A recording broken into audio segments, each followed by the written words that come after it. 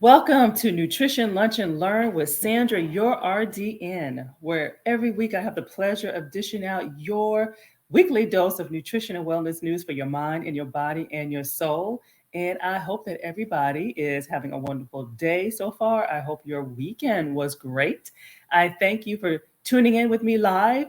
I have those who tune in with me very regularly, and I am so grateful that you do that. And I hope that you're having lunch. I hope that you are recuperating and rejuvenating and recalibrating to get through the second half of your day. And those who are listening to the replay, I thank you for taking time out to get in some news that will help you to further your walk on your health journey as well as your weight loss journey. And this spills over to your family as well. So it's not just for you. We're here to help the whole village. All right. And so for those who are tuning in with me, please feel free to say your name. Let me know where you're tuning in from and just say hello and let me know how things are going with you. And so we are continuing on our theme in July for maintaining a social life while without gaining the unwanted weight. Okay. And so we're going to talk about some good stuff today. We're going to talk about sweets, desserts, and what is the skinny on how to include desserts into your weight loss plan. It's reality, okay? It's reality. We want to be able to, you don't want to feel like you're on a diet. So you want to have the ability to enjoy. And also, that's how we build those lifestyle skills that we are trying to accomplish. And so, desserts and weight loss. You may have the best of both worlds. Many people don't believe that you can because when they are trying to get healthy, trying to get a handle on a health condition, they tend to cut out sweets, along with several other things that they cut out. So in fact, if you love sweets, cutting them out altogether could hurt more than help when it comes down to losing weight. Yes, you can have your cake and you can lose weight too. And so the key is making healthier choices when it comes to eating desserts, whether it's what you're eating or how often you're eating it or how much you're eating it. But it's about that keyword moderation, but understanding what moderation is. So stay with me. And to the end, we're going to talk about the 3 common mistakes that people make when it comes to desserts, which can derail your weight loss progress and what to do instead. So for those who do not know me, I'm Sandra Goltry, and I am a registered dietitian, licensed nutritionist, as well as your accountability partner. And I teach adults the necessary tools and techniques to break those weight plateaus, to move forward towards eating healthier and having a healthier relationship with food. That comes with knowledge, and that comes with factual knowledge, and to effectively control food cravings. Okay. And the goal is to build habits that last for life, not a band-aid, not some quick fix. Okay. We want to make sure that you understand and you have the knowledge base in order to know what that means. All right. So again, as you're tuning in, please feel free to say hello to me. Give me your name. Tell me where you're tuning in from. And then we're going to jump right on in. Okay. And throughout this whole segment, you guys know I'm all about engagement. So please engage with me and I will engage back with you. That's what this is all about. And so this month we are digging a little deeper. So now we're digging a little bit deeper into managing a social life without gaining the weight. Okay.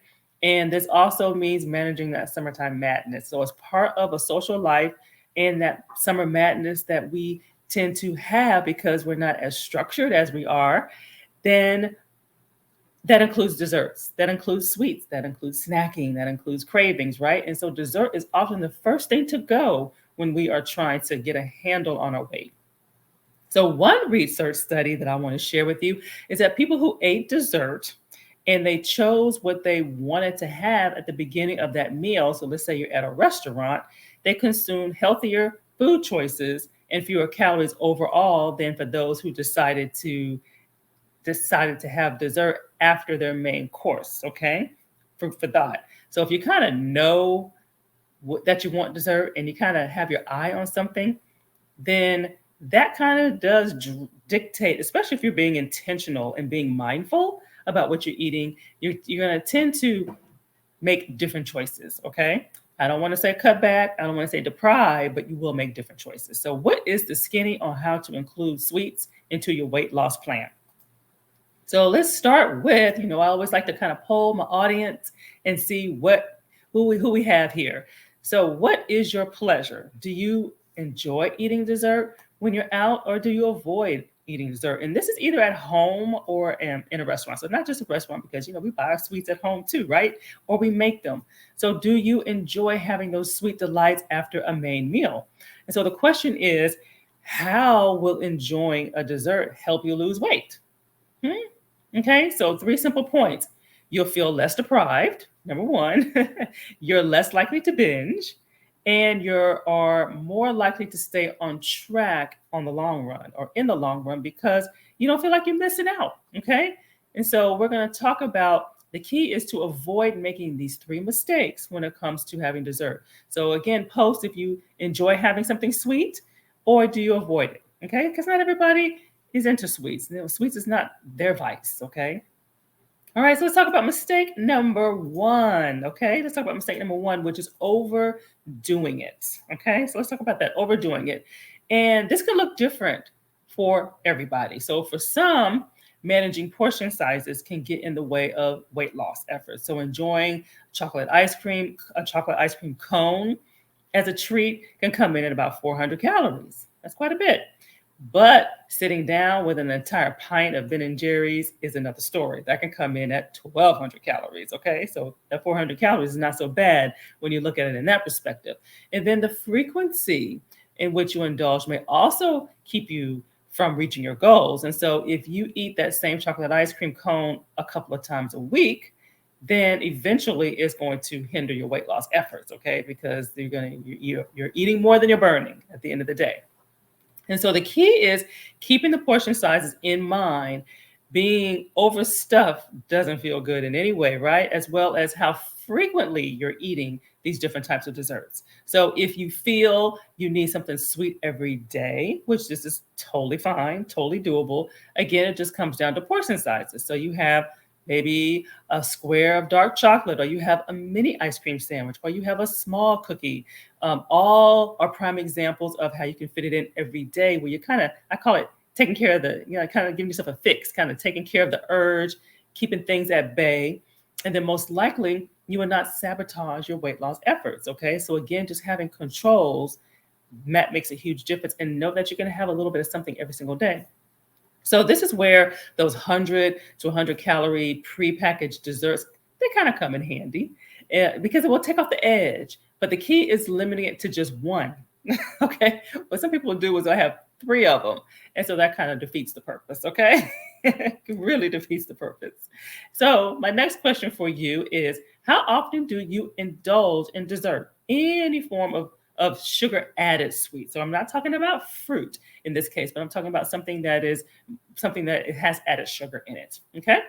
So daily, 1 to 3 days a week, 4 to 5 days a week. So, or some other frequency. So put that in there for you. Okay. Because it's good to kind of see where other people stand. And a lot of this with the desserts, of course, our body doesn't need it. It's something that was learned over time. And sugar, just like salt, just like alcohol, is an addiction. And so when we kind of back off and wean ourselves off, our bodies does just fine. Our minds maybe is a different story, but our bodies will do just fine. And so a lot of us learn, maybe it's family history. Oh, we're going to have a dessert after dinner every night, or after lunch, so it just kind of depends. So a lot of it's really learned. So think about that also. So not saying that you shouldn't have it or couldn't have it, because I love dessert as well, but it's a matter of how do you fit it in to where it's not causing a problem. So like I said, too much of anything can be overwhelming, including desserts. Not desserts, I'm sorry, including vegetables. That's what I meant to say, including vegetables. So a lot of people don't think that. So another point is feeling guilty or shame after eating a dessert. Okay. So this is another mistake that we make. We feel guilty. This is number 2 mistake. We feel guilty. We feel shame after eating a dessert. Give yourself permission to enjoy dessert. Okay. Give yourself permission to do that. Okay. And then, because feeling guilty about it is counterproductive. It really is. Okay. Now, if you overdo it and you're feeling sick, that's a little different. But just because you're having it, you should not feel shame about that. And that's what I mean by building a healthier relationship with food. You shouldn't tag a food good or bad. You shouldn't say, oh, I avoid that because I'm trying to lose these 5 pounds, or I avoid that because I'm trying to get my sugar levels together. I mean, those are tags that we have to really take caution with because they will backfire later on us. And so if you feel this way, it still means that you view the dessert as a bad food. So those are tags that we want to take off. And so that you haven't fully accepted that it can fit into a healthy eating plan. And when we deem a food as good or bad, we're implying mutual exclusivity. Okay. And this is just not how it works. And it also shows that there is some learning that needs to take place in terms of basic nutrition and how foods fit and how you make it work. And so this means that this mentality associates food with morality and linking in the line of thinking that can ultimately backfire. Okay, so that's that dieting mindset that I tend to talk about. And so we want to break that dieting cycle because that keeps us in this vicious cycle that's very hard to get out of. Okay, and so studies show that mindset is a big hindrance in weight loss success. Okay, so mindset as well as having the proper knowledge on the role that food plays and how our body really works and how it really processes. So working to fully embrace and enjoy desserts before, during, and after will help you to have a healthier mindset and approach to your weight loss goals, okay? And so when working with my clients, whether it's with a group or whether it's one-on-one, I pay attention to how clients view food, okay? Because if I learn that a client labels food as good or bad, then I focus on reframing their thoughts and changing the language around food, emphasizing that food is for fuel and it is not the enemy. And food is for fun and food is for nourishment. So we got to understand that as well as fellowship. Okay. So the key aspect of my work is to help clients to build a healthy relationship with food. All right. And so with that being said, so name a food that you deem good. Name a food that you deem bad. Okay. I'm curious. Okay. And I know a lot of this is stemming from what we read, what we see in social, what we hear on TV, what our doctor says. Okay. So it stems from a lot of different places, books that we read on, how to lose weight or this particular diet. So based on what you share, I will attempt to shed some light into to hopefully get it off the list. Okay, we're going to call it the list. But what's a food that you deem good? And actually, we'll take it a step further. It doesn't even have to. Actually, I don't even want it to come in the form of a sweets. Okay, I want you to because some people think bananas are bad. Some people think carrots are bad. So I'm curious to see what you deem as a bad food and what you deem as a good food, okay? And this is how we all learn. This is how we all learn, all right? So please share, please share. So, and a third mistake or common mistake that we make with sweets and how it may hinder our weight loss is we feel compelled to burn it off, okay? Burn it off. How many of you all have tried to work out like an hour more or 2 hours more because you felt like you overdid it at a meal, whether it was sweet or not? So this lines up with feeling guilty, feeling ashamed about eating the dessert. Okay, so you view the dessert as bad, and therefore you have to get rid of it. You have to get your body rid of it fast. Okay, and this mentality means that you haven't fully given yourself permission to enjoy dessert while trying to lose weight or even just trying to eat healthier. And you feel like you need to correct the mishap by burning off the calories. I call it punishing yourself, punishing yourself through exercise. Well, I'm here to tell you, I've been guilty of this too. You cannot outwork out a bad diet, okay? You can't outwork out a bad diet. So that's bad English, but it's true English. You can't outwork out a bad diet. And so this is in this case, food is deemed as bad. And exercise and calories, it just doesn't work like that. Okay. It just doesn't work that way. I tell people, once you've done it, once you've eaten it, once your digestive system has absorbed it, it is done. Okay. Now you just have to go through the proper channels and the proper process in order to get rid of it. Okay. But going to the gym for 3 hours is not going to fix it. Or on the flip side of that, I've had clients where they'll just drink water the next day and they don't even eat any food, or they'll do some kind of fasting, and that doesn't work either. Okay, so those are the things that we want to steer clear of. So this is where the knowledge comes in of understanding the basics and the vocabulary of nutrition. Okay. So try reframing how you view food and exercise independently. Okay. Exercise has its place and food has its place. Okay. So if you find yourself struggling with this, reach out to me personally and we can help talk through strategies to help you to reframe how you think of and how you view food and exercise, because it's very important to separate the two. They both bring two different things to the table, but they work together synergistically. But one is not going to trump another, if that makes sense. Okay.